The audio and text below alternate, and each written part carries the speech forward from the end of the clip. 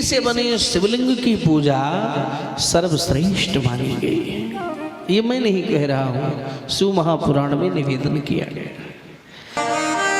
यथा सर्वेषु मंत्रेषु पर्णो हि महान स्मृता तथेदं पार्थिवं श्रेष्ठम आराध्यम पूज्यमेव हि।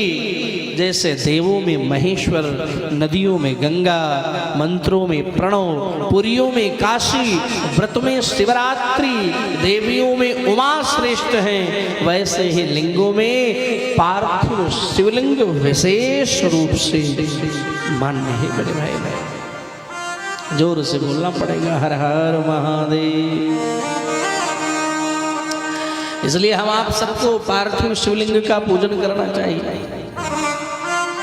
जब हम पार्थिव शिवलिंग का पूजन करेंगे तो उस पर विशेष कृपा भगवान की होगी। जितना भी पार्थिव शिवलिंग में हम काम करेंगे वो सब हमारे साथ पूजन में ही जुड़ जाएंगे। जैसे आप मिट्टी लेने जाएंगे, वो भी आपकी पूजा में जोड़ा जाएगा। समय वो समझ लो आप पूजा ही कर रहे हैं।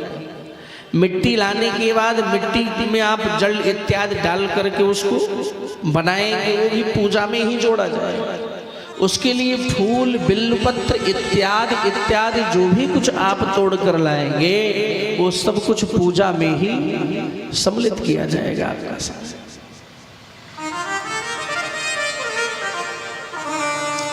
और कितनी बड़ी महिमा कह रहे हैं महाराज, यथा सर्वेषु देवेषु ज्येष्ठः श्रेष्ठः महेश्वरः।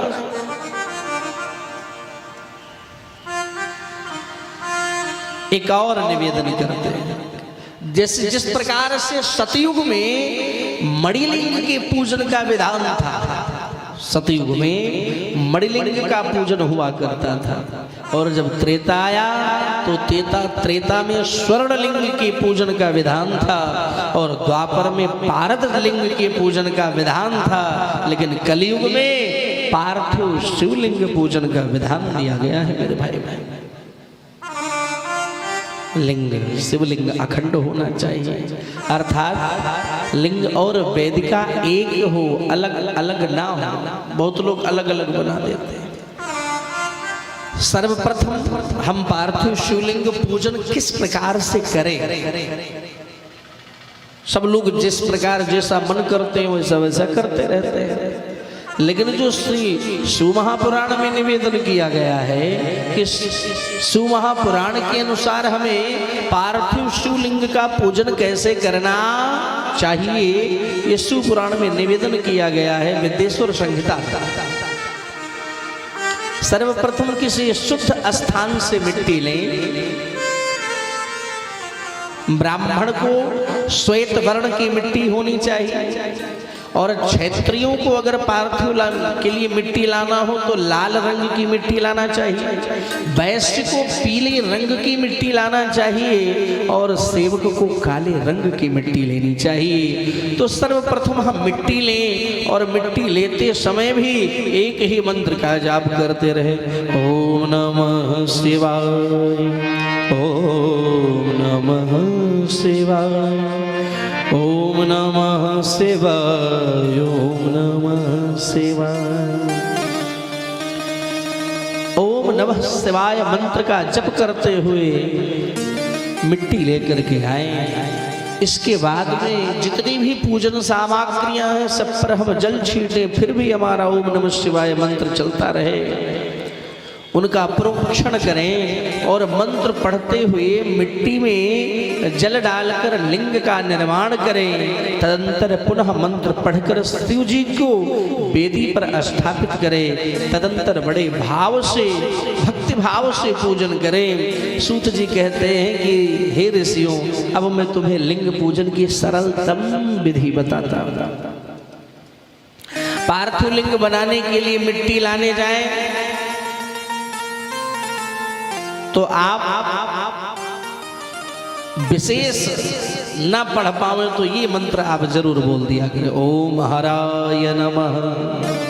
और जब शिवलिंग निर्माण करें तो ओम महेश्वराय नमः, और जब पार्थिव लिंग की प्रतिष्ठा करें महाराज, ओम शंभवे नमः, शिव जी का आवाहन करें, ओम शूलपाणये नमः,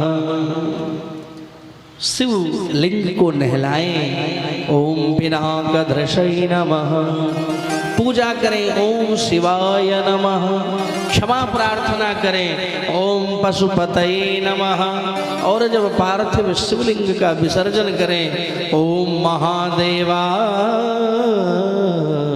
नमः। सबका अधिकार है बिल्वपत्र के सहित ही पूजन करना चाहिए, क्योंकि बिल्वपत्र भगवान को अति प्रिय है। जिस प्रकार से शालिग्राम भगवान को तुलसी मैया प्रिय हैं, ऐसे भोलेनाथ को बिल्वपत्र प्रिय है। संत कहते हैं कि हमारे ऊपर जितने से बड़ा पाप हो, लेकिन अगर एक 3 पत्ती वाला बिल्वपत्र हम भोलेनाथ को समर्पण करें, तो हमारे विद्वान लोग गाते नहीं हैं, त्रिदलम त्रिगुणाकारम त्रिनेत्रम च त्रिदायुधम त्रिजन्म पाप संहारम बिल्वपत्रम शिवार्पणम।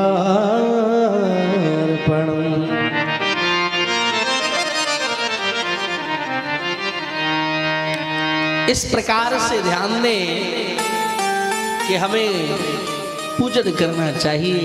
फिर शंकर जी तो इतने दयालु, इतने कृपालु हैं, जिसकी कोई सीमा ही नहीं मेरे भाई बहन। और भस्म जरूर लगा होना चाहिए मस्तक पर, और रुद्राक्ष गले में जरूर होना चाहिए। अगर भस्म लगा है, रुद्राक्ष गले में है, आप समझिए कि आप भी शिव जी के स्वरूप में विराजमान हैं, आपका भी कोई बाल बांका नहीं कर सकता है। जिस प्रकार से गले में अगर कंठी होना,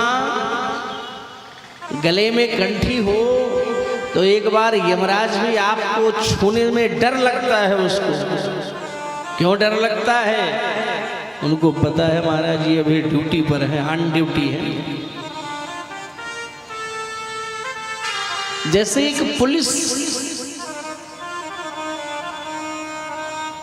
ध्यान दीजिए, जब एक पुलिस वाले होते हैं, अगर ये नॉर्मल ड्रेस में किसी बस में ट्रेवल करने लग जाए तो हम इनका इतना रिस्पेक्ट नहीं करेंगे, लेकिन अगर ये अपने यूनिफॉर्म में आ जाए और अगर उन्हें सीट नहीं मिली है तो हम लोग उनकी रिस्पेक्ट में नहीं, उनकी यूनिफॉर्म के रिस्पेक्ट से हम लोग सीट छोड़ देते हैं कि महाराज आप बैठे, है कि नहीं है? हाँ या ना? ये उनका रिस्पेक्ट नहीं, उनकी यूनिफॉर्म का रिस्पेक्ट है। क्योंकि हमें मालूम है कि अभी ये ऑन ड्यूटी है। तो ऐसे ही जब उन्होंने यूनिफॉर्म कपड़ा पहन लिया तो उनका हम लोग रिस्पेक्ट करते हैं मेरे भाई बहन। ऐसे ही हमारे भी मस्तक पर चंदन हो, गले में तुलसी की कंठी हो, तो हम भी समझ लो ड्यूटी पर हैं। कोई किसी भी प्रकार का अगर कोई हमारा मजाक करता है या कोई हमारा अपमान करता है तो वो हमारा नहीं, डायरेक्ट हमारे ठाकुर जी का अपमान करता है। फिर ये जिम्मेदारी हमारी नहीं, हमारे ठाकुर जी की जिम्मेदारी है कि उनको क्या करना चाहिए। इसलिए ध्यान दीजिए, हमारे भी मस्तक पर अगर भस्म हो, गले में रुद्राक्ष हो, तो फिर आनंद ही आनंद है महाराज। और भोलेनाथ जैसा दयालु कौन हो सकता है?